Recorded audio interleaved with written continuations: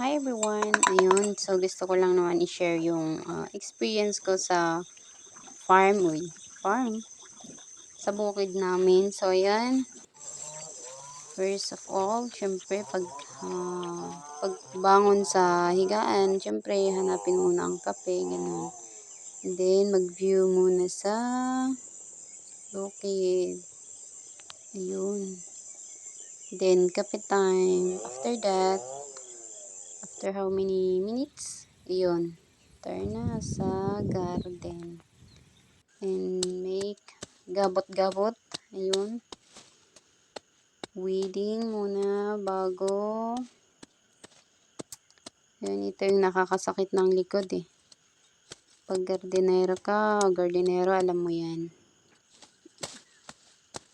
Ayan, gusto ko lang namang gawa ng video ang aking experience para may memories soon. O, diba? And then, yep. O, diba?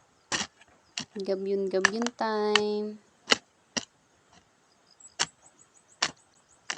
Yan yung ano, yun yung tatamnan natin ng sili. Diba? Ang garden pala na yan is garden ng father namin. Then, dalawa kami magtatanim ng sili. Baka sakaling tumama. Uy, diba?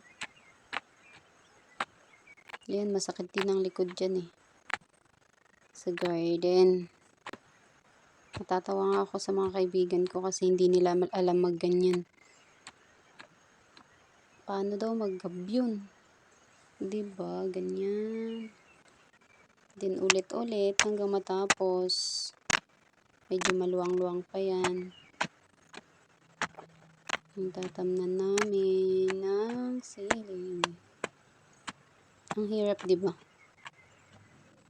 Mahirap maging mahirap. Ayun, kukuha na ako ng itatanim ko.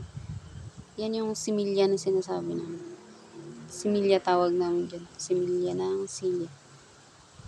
Sa mga hindi nakakalam. Char. Ay. Joke lang. Alam ko namang magaling tayo lahat sa garden. Uy. Are you sure? Siyempre. Tapos yun. Ayan, di ba? Yung ginabyun ko tatay. So, pagmula akti sili, kasjay. O, di ba? Nag-Ilocano na siya. Ay, nako. Storytelling, story time. Yun, ganyan magtanim. And then, prepare na sa yung mangga. Iuwi ko yan, mangga. Power bank, syempre, hindi yan nawawala sa walang kuryente. O, dyan pala ako natutulog. Dyan ako natutulog. Yan.